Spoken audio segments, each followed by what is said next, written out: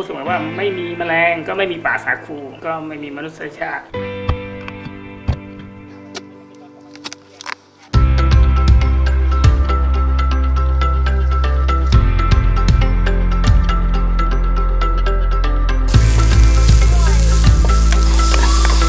เขาก็คือแหล่งโปรตีนให้กับมนุษย์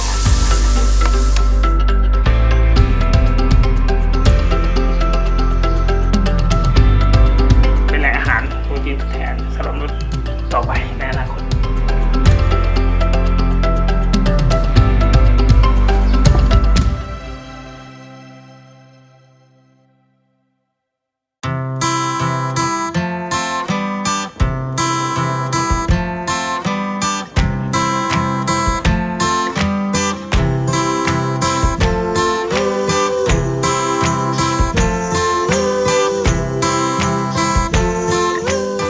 ป่าสาคูเยอะไหม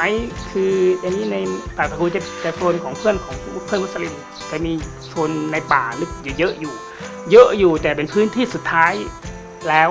ซึ่งกำลังถูกทำลายทีนี้วิถีป่าอย่างนี้คือณปัจจุบันผมว่าสาคูแทบไม่มีค่านอกจากว่าเอาไปโค่นทิ้งหรือว่าไปตัดแล้วเป็นอาหารไก่แต่ก็ไม่ได้มีประโยชน์อะไรเพราะว่ามันโตไม่เร็วแมลงตัวนี้แหละครับทำให้ป่ากลับคืนมา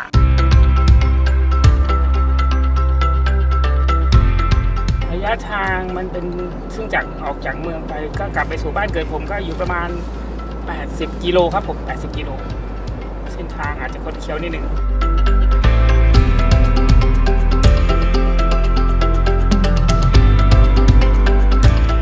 สาคูในกลุ่มเพื่อนที่ร่วมกันทำแล้วก็ร่วมอนุรักษ์ป่าให้ยังอยู่ไว้ถึงมันจะมีไม่กี่ต้นแต่เราก็ยังอนุรักษ์ให้อยู่ให้เป็นระบบนิเวศป่าให้ได้ผมพูดเสมอว่าแมลงมันจะสร้างป่าขึ้นมาแล้วให้คงอยู่กับแมลงป่าแล้วก็มนุษย์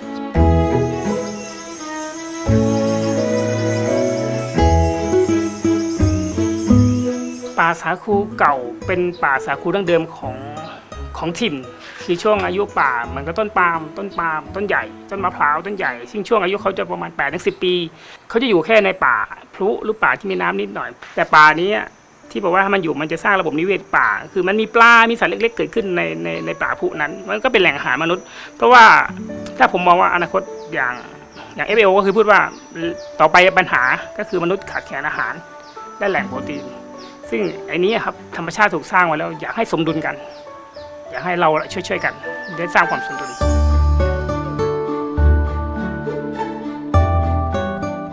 การหาด้วงธรรมชาติก็อันนี้เป็นภูมิปัญญาที่ส่งต่อกันมาต้นที่มีด้วงทีนี้มันตอนนี้คือต้นที่น่าจะจัดได้แล้วในรูปแบบของต้นที่เอาแต่เขาวางยอดมันก็จะเป็นสีน้ำตาลเปลี่ยนไปนี่จะอยู่ตรงนี้นะครับมันจะมีเห็นอยู่นี่มันใช่หน่อยแต่ก็ได้รอบ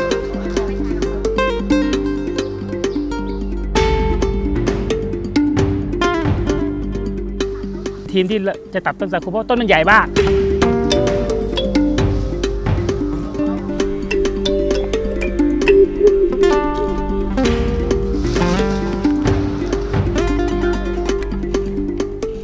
เขาจะมองว่ามันจะล้มมาทางไหน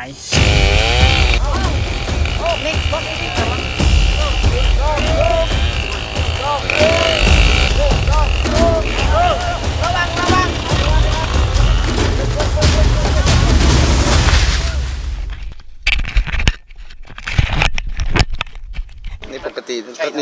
นี่เยอะนะมันกินไปแล้วนานหน่อยชอบขุดแบบนี้เพราะว่าไอ้นี่คือส่วนมากเขาไม่เคยเอากันแล้วนะเพราะว่ามันขุดยากเขาจะเอาต้นมันไปมันจะอยู่ลึกไง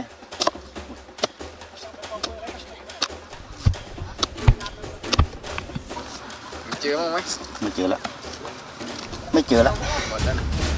วไม่มีขออีกตัวนะด้านบนเลยค่อยมุมข้างด้านบนนี่เหรอนี่เหรออันนั้นน่าจะมีใช่ไหมฟังเสียงดูเลยดังเห็นไหมเสียงไหมนี่ไงลงละเจอแล้วค่อยหยิบอันนี้ดูดินะดีแล้วอันนี้ตัวน้อยอยู่ตัวน้อย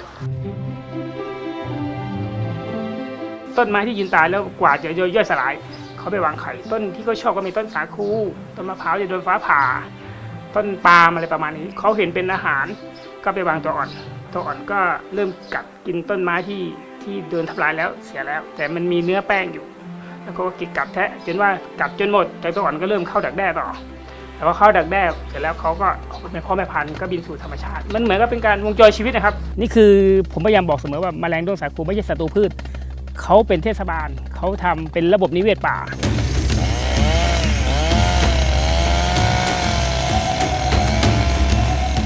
ตอนนี้เป็นต้นสาคูที่เราเข้ามาหาเป็นธรรมชาติ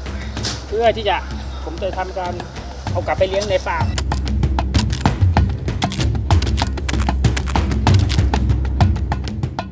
พยายามพูดเสมอว่าไม่มีแมลงก็ไม่มีป่าสาคูก็ไม่มีมนุษยชาติเพราะเขาก็คือแหล่งโปรตีนให้กับมนุษย์เป็นแหล่งอาหารโปรตีนทดแทนสำหรับมนุษย์ต่อไปในอนาคต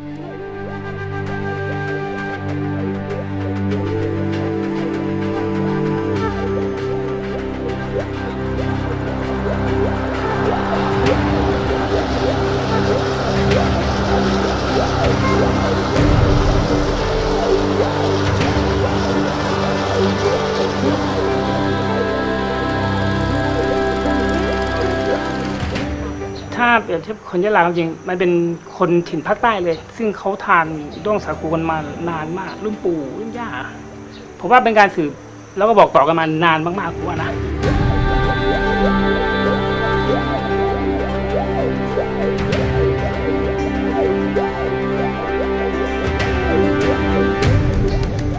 ผมชอบแมลงตัวนี้เพราะผมชอบทานอยู่แล้วตอนเด็กๆมันก็เลย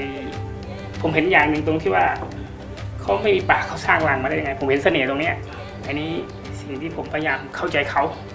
แมลงตัวนี้มากจนว่าคิดว่าเหมือนกับว่าเขาอยากบอกอะไรเราแล้วก็ทั้งที่ประโยชน์ของเขาให้กับมนุษย์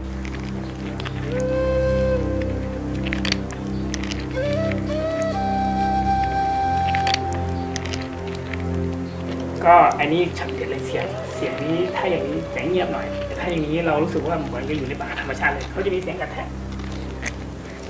ซึ่งจะดังนะมันหลอกผ่อนคลายเหมือนกับเพลงคลาสสิกที่เรามองไว้นะ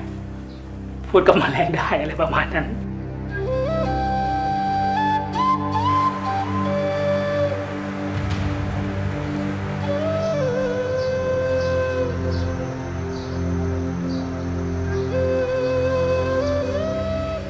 ผมก็ชานนท์หนูเพชรก็เด็กบ้านๆอายุตอนนี้ก็ประมาณ44แล้วครับ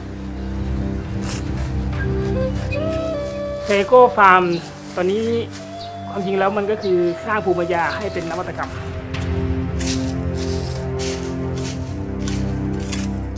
ก่อนที่เข้ามาสู่เมืองผมก็คือมันเหมือนกับเป็นอยู่ถิ่นซึ่งถ้าพูดถึงก็คือเขื่อนหรือป่าบาราฮาราที่อยู่เป็นเขื่อนมาณปัจจุบันนี้เป็นชุมชนหมู่บ้านเล็กๆมาเริ่มจากศูนย์กันใหม่ก็เป็นก็เรียกว่าหมู่บ้านคอกช้างซึ่งจะเป็นถิ่นบ้านเกิดผม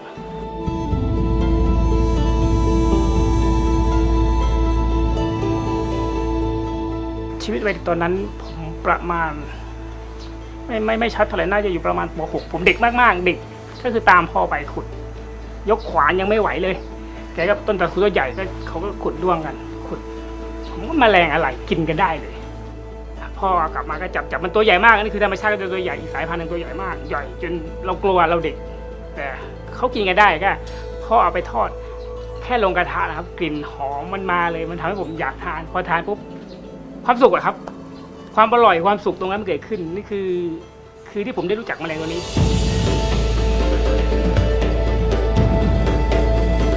คือวิถีชีวิตเขาเป็นแมลงที่กัดแทะอยู่แล้วเขารู้สึกว่าสนุกเขาได้กัดได้เข้าไปอยู่ในตัวของวัตถุดิบที่เป็นอาหารเหมือนเขาอยู่ในธรรมชาติเหมือนต้นป่าสาคูเขาก็ต้องกัดช้อนชัยเข้าไป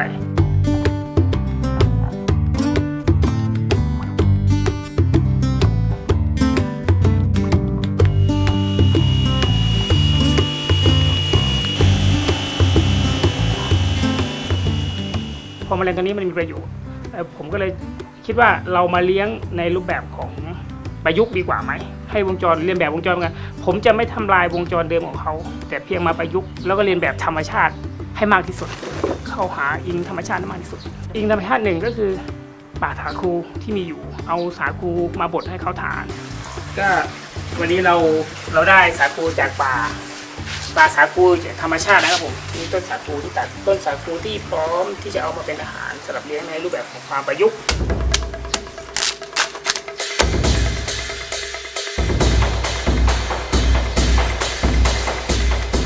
กระบวนการเลี้ยงของแมลงด้วงสาคูก็คือหนึ่งเราก็จะไปหาพ่อพันธุ์ในธรรมชาติมาผมจะใช้พ่อพันธุ์จากธรรมชาติมาเริ่มต้นก่อนเอาพ่อพันธุ์กับธรรมชาติมาขังเลี้ยงไว้บังคับไว้ให้เขาทานสาคูก่อนเบื้องต้นก็คือฝึกเขาจนว่าเขาไข่เป็นลูกแล้วเอาลูกมาขุน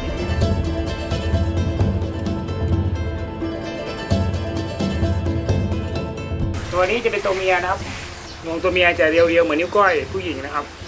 ส่วนตัวผู้ก็จะเหมือนนิ้วโป้งของผู้ชายจะสั้นก็สังเกตง่ายครับดูงวงก็จะปล่อยตัวเมีย5 ตัวตัวผู้5 ตัวเพื่อให้บาลานซ์กัน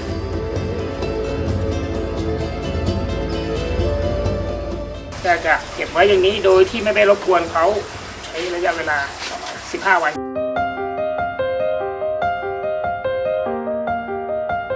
พอเขาเจอสาคูเขาก็วางไข่แล้วด้วยธรรมชาติเขาเพราะว่าเขาเห็นว่านี่คือแหล่งอาหารให้ลูกเขาอยู่ได้เขาก็กินแล้วก็วางไข่แล้วจะได้ตัวอ่อนนี่ครับตัวเล็กๆอ่อนเราตัวอ่อนเนี่ยพอจับได้ตัวเล็กๆมาเพื่อจะขุน15 วันผมจะขุนแล้วผมจะเปลี่ยนสาคูใหม่เพื่อให้รู้ว่าสาคูนี้เราจะไม่ใช้แล้วทีนี้ด้วงจะอร่อยอีก15 วันก็จะพร้อมที่จะขายได้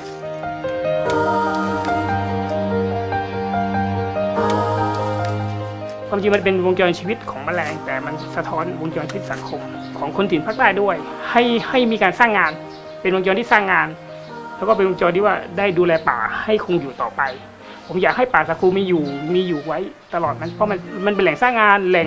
ล่งระบบนิเวศป่าคือพูดถึงด้วงก็คือเพื่อนผมนี่แหละแต่ว่าเมื่อไหร่ที่เข้าไปต่อสู้เราสามารถเอามาเป็นกระบี่ได้หมด1 เดือนผมก็สามารถขายตัวเตรียมไม้ได้ละหรือขายตัวไม้ในราคา200หรือ300แต่ถ้าเกิดไปแปรรูปมันจะได้เป็นหมื่นถ้าไปแปรรูปสู่วรรณกรรมก็ได้หลักแสน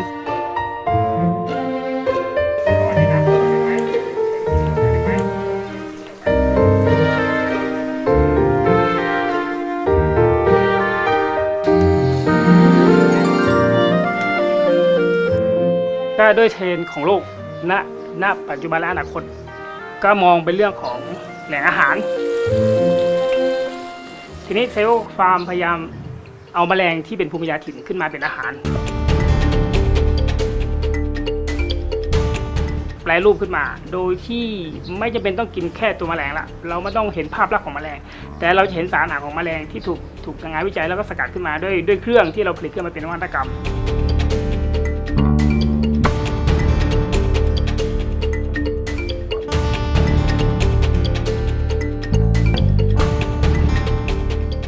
จะเป็นต่างเช่าซึ่งมาจากแมลงแต่เป็นโปรตีนจากแมลงคุณกินแค่เห็ดเป็นสมุนไพรเป็นเครื่องสำอางน้ำมันเป็นโอเมก้าซึ่งไม่จำเป็นต้องรอจากปลาทะเลละแมลงก็ทำได้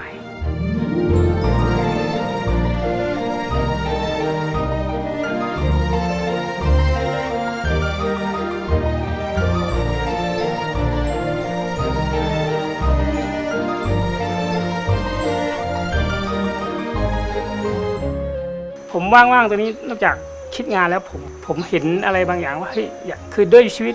ตอนเด็กชอบตกปลาอยู่แล้ว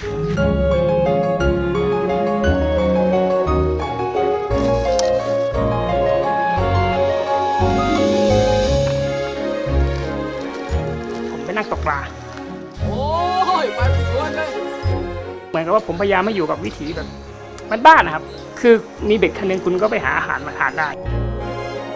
มาก็ได้เอามาแกงเป็นอาหารให้กับบ้านให้ลูกได้กินปลาเพราะว่ากินปลามันดีกว่ากินเนื้อ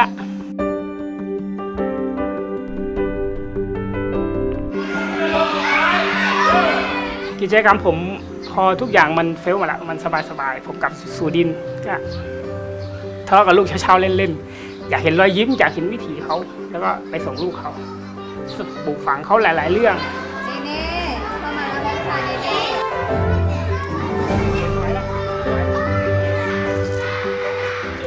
แล้วพี่เดียวแป๊บนึงพี่เดียวทองสุดคุณ เรียนรู้พฤติกรรมเขา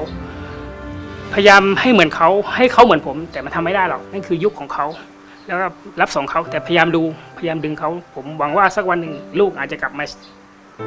มาบริหารเซโกฟาร์มตรงนี้ แต่ไม่ได้คาดหวังมาก แต่ตอนนี้รู้สึกว่าเริ่มเห็นตัวเล็กเข้ามา วิธีแนวคิดคือที่ผมจะพูดเสมอว่าหากไม่มีแมลงเริ่มจากแมลงก่อนก็จะไม่มีป่าสาคูแล้วก็จะไม่มีเราก็คือมนุษยชาติคือเรานี่แหละไม่มีวิธีนี้คือเป็นการเอื้อกันแมลงเป็นตัวที่จะมาทดแทนเรื่องอาหารเราแมลงก็ต้องอาศัยป่าทีนี้ป่ามนุษย์เป็นผู้อาศัยให้เป็นเรื่องของธรรมชาติถ้าไม่มีตัวใดตัวหนึ่งก็เหมือนกับว่าผมว่าเราสิ้นสลายกันในเรื่องของ